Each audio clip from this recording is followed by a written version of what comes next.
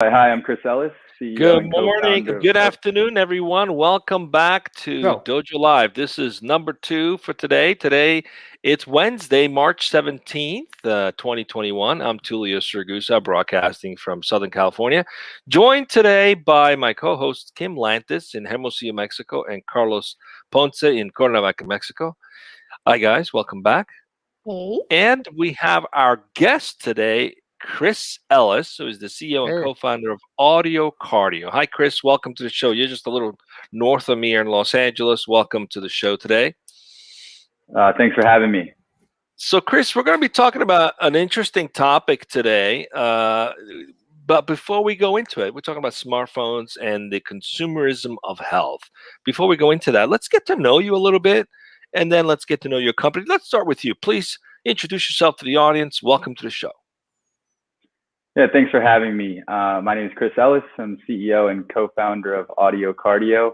I grew up in the Bay Area, so startups were kind of always a part of my life, being around so many great companies in the 90s and early 2000s, and started my career with several startups in the Bay Area and moved down to Los Angeles, currently located in Santa Monica, going and doing our startup journey here with AudioCardio.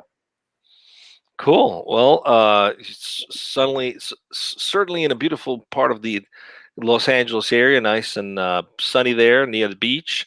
Tell us a little bit about AudioCardio. What is it? What gave birth to this idea? Tell us a bit more. Yeah, AudioCardio is a mobile app that's designed to help individuals maintain and strengthen their hearing. As you can see, it's like physical therapy for your hearing. The reason why we started this company is actually because there's hundreds of millions of people that are suffering from disabling hearing loss, and the current solutions on the market aren't always adequate. I learned this when I was on a trip with my grandfather about in 2016, and during this trip, I had realized how bad his cognitive decline had been accelerating. And I did some research just online, information gathering, and found studies associating an increased risk of dementia and cognitive decline with untreated hearing loss. My grandfather was in the Air Force. He was a hydraulics engineer. He refused to buy hearing aids. He had severe hearing loss and tinnitus, or tinnitus as some people call it, which is the ringing in the ears. And I didn't want other people to have his same fate. Because what I realized was that the underlying issues were actually the lack of access to care, meaning a specialist or having insurance, the expensive costs associated with visiting a doctor, as well as purchasing things like hearing aids or cochlear implants. And then, of course, the negative stigma that's associated with those solutions is a way to kind of signal to the world, like, I have a problem, and also a signal of aging, and not something that people always want to present. And so that's why we started AudioCardio and built it as a solution that we have as a mobile app. Awesome. Well, I'm looking forward to learning all about it, because it sounds like something that is people should know about. So before we do that, let's introduce the topic. Let's go right into it. Kim, if you don't mind. Sure. Thank you. Thank you for being Please. here, Chris. And first of all, thank you for your intimate and vulnerable story. I really appreciate that. I think it's a beautiful foundation for the company that you're creating. The topic that you chose today is, can digital health solutions improve your quality of life? So, and specifically smartphones and the consumerism of health. So to kick us off, why did you choose this particular topic today? I chose this topic because basically, we've been seeing this shift of a lot of kind of medical functionality being built into these smartphones, the devices that we can carry around in our hands. They've become so powerful over the last decade or almost decade and a half that they've been around, and that we can actually get ahead of health. We can do early intervention and we can do prevention. And I think the possibilities are endless. We're just getting started in digital therapeutics and digital health, and so it's a fascinating area to be in, or an industry to be in, because again, the possibilities of being able to monitor health, manage health, and have better outcomes are incredible. I would agree. So I'll be honest in saying that physical therapy, specifically for hearing, until today, is something that I had never heard of before. No pun intended. So what does this look like? I mean, I think I envision hearing loss, and in my mind, it's something that is inevitable, right? If it starts, you just have to learn how to adapt. And like I know of people who've perhaps had certain types of cancers or gone through certain things that, you know, you're going to lose your hearing within X number of years. And so what they're doing is being reactive, right? Like, I'm going to learn sign language. My family's going to learn sign language, or we just have to face this reality. So physical therapy to me is, for hearing loss particularly, is new. What does that look like? And what's the success rates? Who are candidates? Right. Yeah. So I'll start with your last question first. The candidates are individuals, who may be suffering from mild to moderately severe hearing loss. And basically, what we have developed is a sound therapy that's delivered through a mobile app and uses regular headphones. And when I say, it's the sound therapy, it's that what we allow an individual to do is assess their hearing based on, of course, the type of headphones they have, and within the app, they'll do an assessment and we'll look for their lower threshold, their minimum threshold, where they can detect that particular tone. And by understanding their threshold of sound, our software or our mobile app will automatically generate and personalize a sound therapy at the just inaudible level. So you should not hear it while it's running. And what it's doing is it's activating the cells inside the ear. And as it activates these cells begin to fire. And when they fire, they connect. When they connect, they create the auditory pathway that's necessary for signals to travel from our environment to our brain so that they can be interpreted as meaningful sound. We call this, this is, the theory of neuroplasticity, and that the brain is highly plastic. As we learn new things, new instruments, new languages, our brain is reorganizing. And so by us continuously and repeatedly stimulating the cells in such a manner, just at the inaudible level, we can help them reach their threshold that helps them fire and connect. So if you remember from biology, maybe in middle school or high school, cells that fire together, wire together. I mean, there's that's the truth. And we like to think of the brain as, hundreds of billions of dirt roads. The more you use those dirt roads, the easier they are to find, the easier they are to take, and the easier it is to reach your destination. When you stop using those dirt roads, over time, they can begin to disappear. And this is also what they believe may be happening. This is not verified, but may be happening when people start to lose their hearing, and why there's an association with cognitive decline and dementia, because as those roads break down, other information travels through those same pathways. And when you lose 1/5 of your stimulus, if you will, of their senses, then you're losing a significant amount of the functionality that you're going to need, so it's not processing as much information. This is so interesting. Chris, I have a question. Yes, thank you. Here, Chris, we are here to answer the question: can digital health solutions improve your quality of life? Okay, so from that perspective, from the perspective of the layman, which is my case, or let's call it the average end user, for example, what I'd like to ask you is, you used a term that I've seen in other spaces. You use consumerism, and specifically the consumerism of health. And it kind of takes me back to the term consumerism as I've seen it in other spaces, like, for example, environmental products, that kind of thing. That you're supposed to, in the case of environmental products or environmentally aware products, you're supposed to have like a cost that you're working towards, but in the end, it kind of flips back against you, and then you become a consumer in a way that you're actually not contributing to solve the problem that you're supposed to be solving, right? So taking that analogy, is this what you mean by consumerism of health here? Are we consuming too much technology, or are you seeking to strike a balance so that our lives actually improve? How does this play out in the end regarding the consumerism part, so that we all improve our quality of life?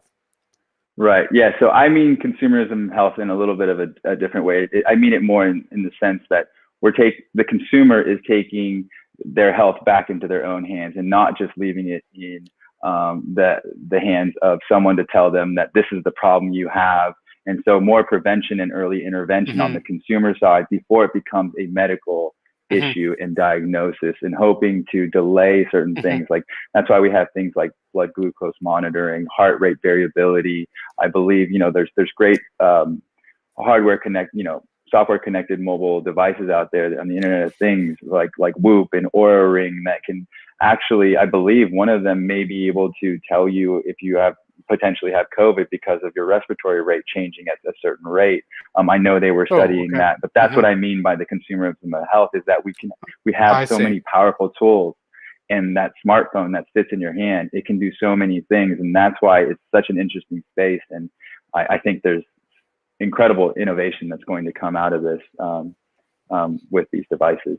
And accessibility, right? Like almost everyone, no matter who you are, you have a smartphone, right? And it helps get help at an affordable But this way. is the thing, talking about the smartphone. I mean, historically, these things have been tried, and there's been this massive cost of hardware. You needed specific medical grade hardware for these kinds of initiatives.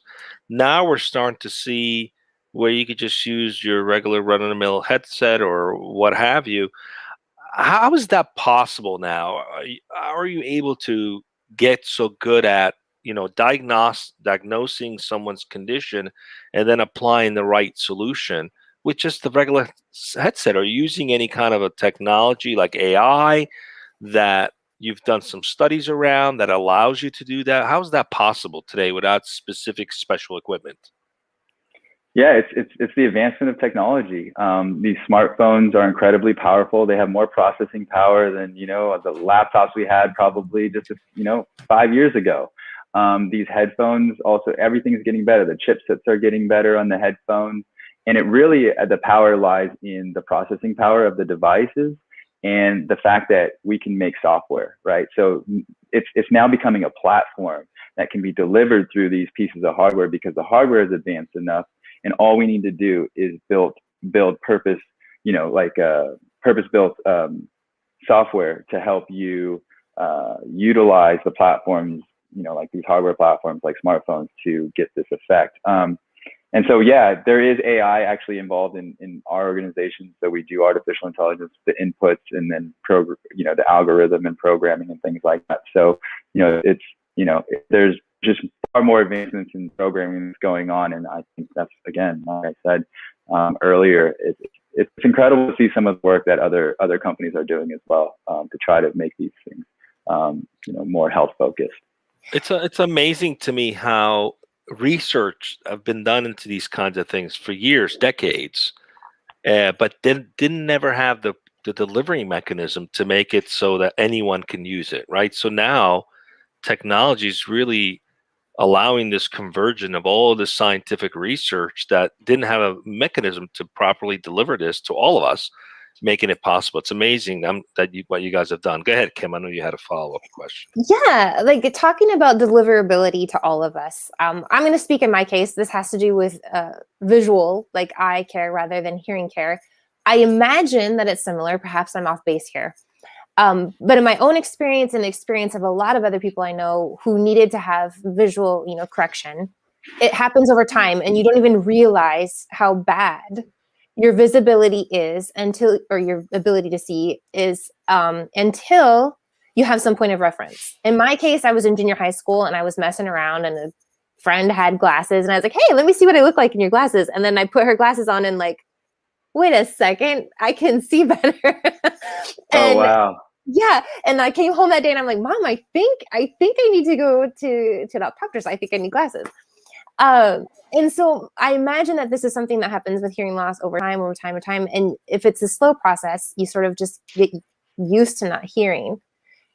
Is there anything that you're doing to help encourage people, or how do you let the word out and be like, hey, check out AudioCardio, check out your hearing. Maybe there's a problem here. Maybe there isn't a problem here. Like I get the sense that our audio capability is probably one of the senses that is least ignored. Am I correct in that matter? And what are you doing to encourage people to take care of their hearing?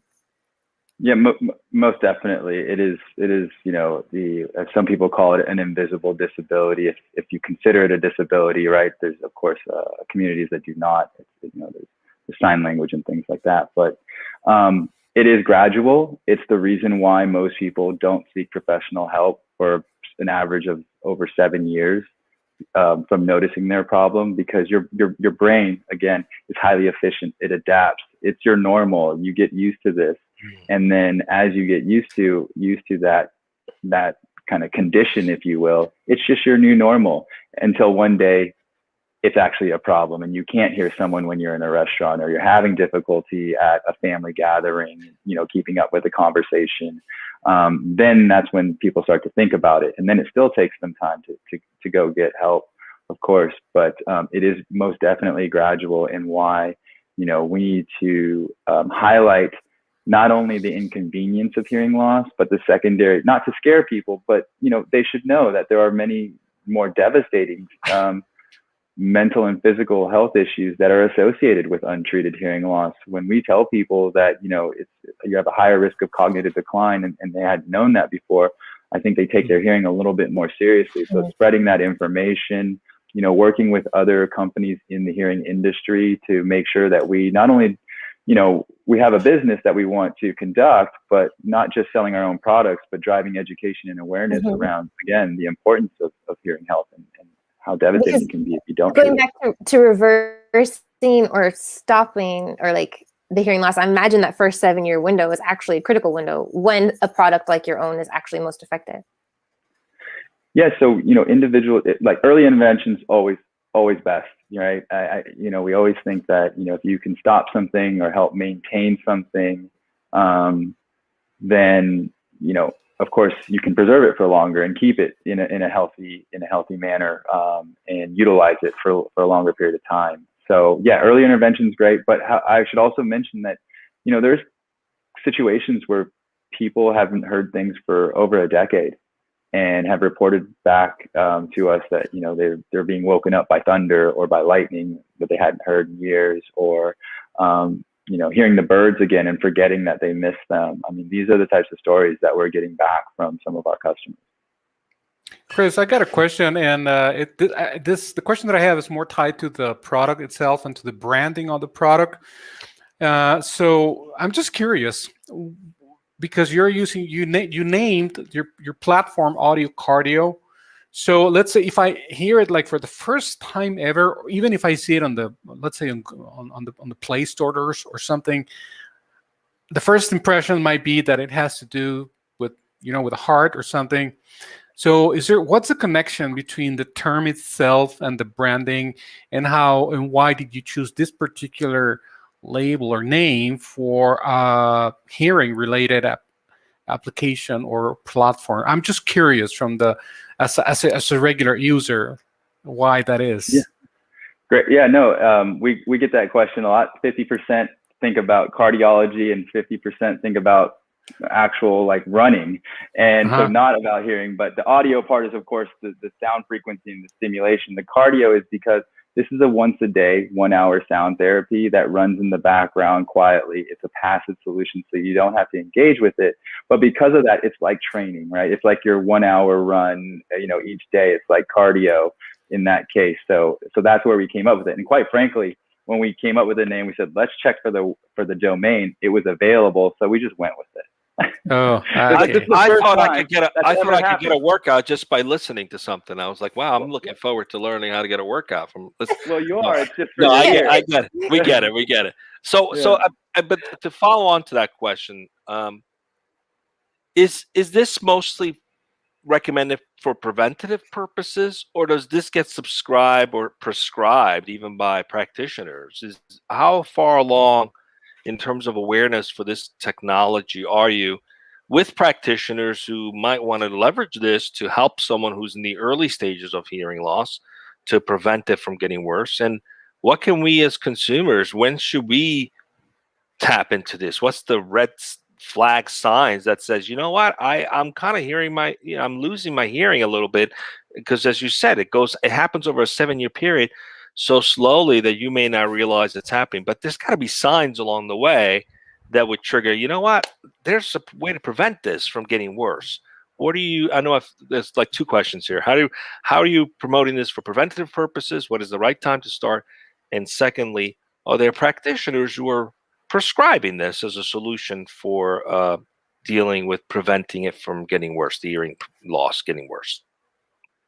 Yeah. So, for maintenance and prevention, most definitely, right? We want you to help. We want to help keep your hearing, keep them active, keep the hair cells stimulated. This is not a FDA approved product. I also want to be clear that has not been FDA attested. We have done clinical studies with Stanford University, Palo Alto Medical Foundation, which is now Sutter Health, Samsung Medical Center, and a couple of universities in Asia. But over 75% of the people who used our app had a significant change in their hearing through those studies. And although we cannot make these claims outright, we're hoping to help people maintain their hearing, help them strengthen their hearing. If we could help people,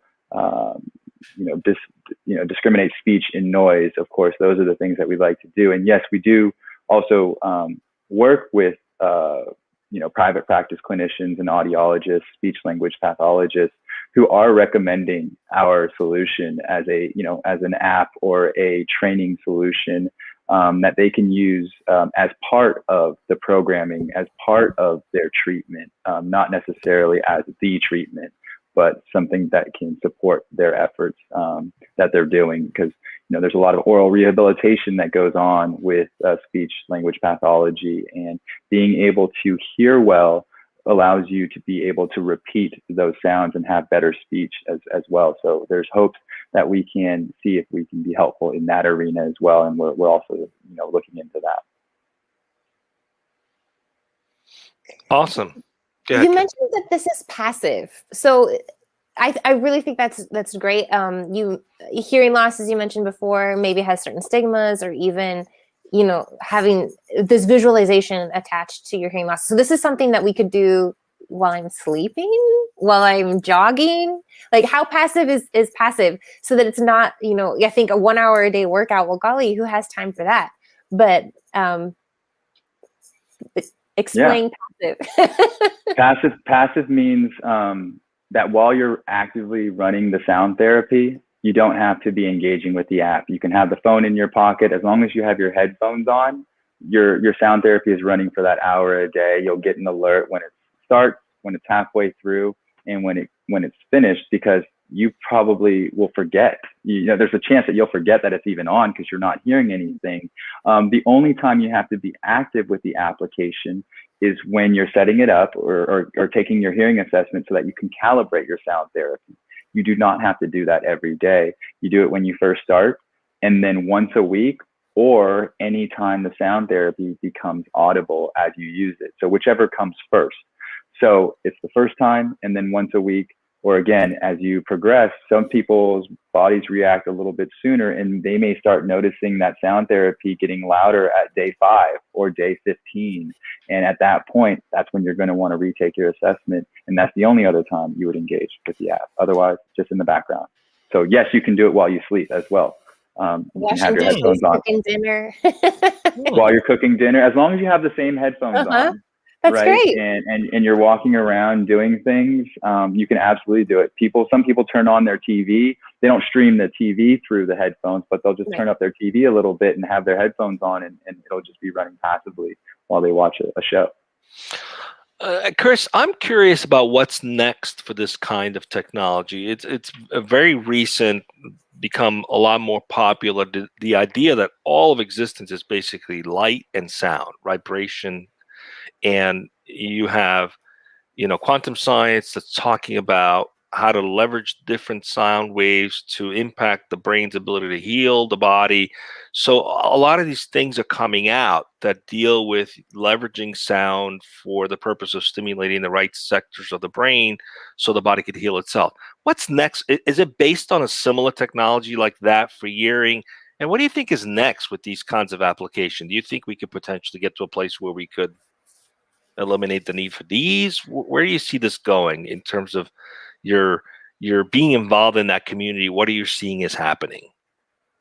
There's quite a bit of research going on in the industry, in biohacking, this is, if you want to call it that, right? That's kind of I don't mean like the biohacking, like injecting stuff inside you without being a doctor. I mean, holistic alternative approaches in biohacking.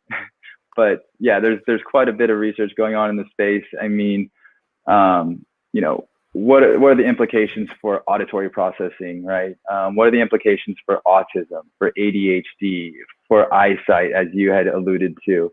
There are training systems out there to help you with your eyesight, and those have been proven effective. And it's just a matter of time until I believe LASIK won't be necessary, because you'll be able to do it with light stimulation.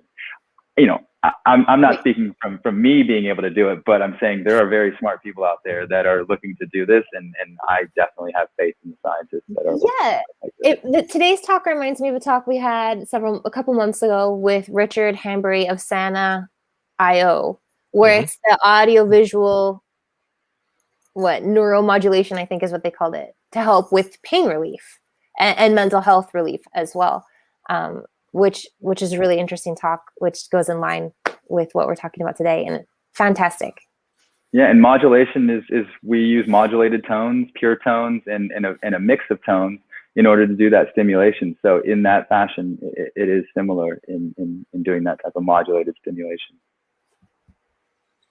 Amazing. Chris, I got one more thing. We're approaching the final segment of today's conversation, but before we go, I wanted to ask you specifically about AudioCardio as a company. What I mean is, as you grow, I assume that and this is because a lot of folks that might be watching out there might be, let's say, engineers or designers or people that might want to come work for you at some point. What would you say to these people about the type of company that you think makes a great company to work for or to be a part of? Yeah, I think, first and foremost, we're mission driven. We're purpose over profit. There's a reason why we built our solution the way we did. The reason why we made it a subscription and tried to make it as affordable as possible, while keeping the lights on as a startup. So purpose over profit is one, and then two is that we have a very open culture, meaning we know that we're not the experts in everything, and not knowing the answer is okay, and asking for help. So we're always helping each other. Whether it's we're a small company, so we're always working alongside each other. But if someone gets stuck somewhere, they'll jump in. If we're writing a white paper or proposal that's a little bit outside of our wheelhouse, someone else will jump in. One of our advisors will come in, and so it's very supportive in understanding that it's not about individual accolades. It's about how far we can take this company. One, and two, of course, well, first is how many people can we help, and in doing so, we think everything else will fall in line. I love the Thank you so much, Chris. Yeah. Love the model, purpose over profits. What's interesting? A study was done that shows that companies that operate that way with purpose over profit actually outcompete the S&P 500 by 7x in profitability. It's not only good for people, it's good for business. So kudos to you for doing that. So we're coming up on time. We're practically up. Is this your first startup, Chris? This is the first startup that I've co-founded. Yes, right. I've been a part of 5 other startups before. I think all but one were based in the Bay Area. One was in San Diego. So I stayed in California. Yeah, you're not new to the startup scene, but as a first-time co-founder, are there any new lessons you've learned that made you think, "Wow, I knew that was happening 5 years ago"? Anything you'd like to share? Words of wisdom you've been able to learn for yourself that you'd like to share with those who might be on the fence about perhaps going down that path? Oh yeah, most definitely. It's hard to choose one. I've learned so much more in building your own startup than anything else I've ever done. And so I would say one of the biggest things is that try not to get pulled into too many directions as a startup. Your time is limited in what you can do. Your resources are limited because of you're a small company, and so you don't have 100 people to help you do marketing, sales, and operations and things like that. And because you're such a small company, it's making sure that you're focused on the right things that can help get your business to the next stage, not what's going to help get your business to the end goal, because you need to take so many steps before. Just focus on what you need to do next and do it sequentially, and know that, the bigger picture is the end goal, but it takes many steps to get there. Well, it's been great to have you with us, Chris. Thanks for sharing your story. I'm going to check this out because I probably have auditory issues, and you are getting to that age too. Yeah. Yes, I'm getting. Well, what triggered me to think about this is the fact that my mom has dementia and her mom had dementia, and it made me think, I wonder if they had problems with their earrings and they just didn't know about it. And I'm like, when did that start? And I started thinking, well, how do I avoid that? Perhaps I need to take a look at this. That's how it all came together Totally from that perspective. And hopefully other people listening may come together for them too. So thanks for being with us, Chris. Stay with us as we go off the air. Let's announce what we got coming up. We got another show tomorrow, right, Carlos? One more, Tulio. We are going to be speaking with Ariel Lopez. She is the CEO and founder of Knack.io. I think it's a recruiting platform. And the topic is going to be improving diversity and candidate experience through AI and HR technology. So that's going to be, it's very, very tech and recruiting related. I look forward to that. And so are our folks internally in recruiting. So that's what we have tomorrow right here on Dojo Live at 12 Pacific, noon. Come back tomorrow. Till then, stay safe.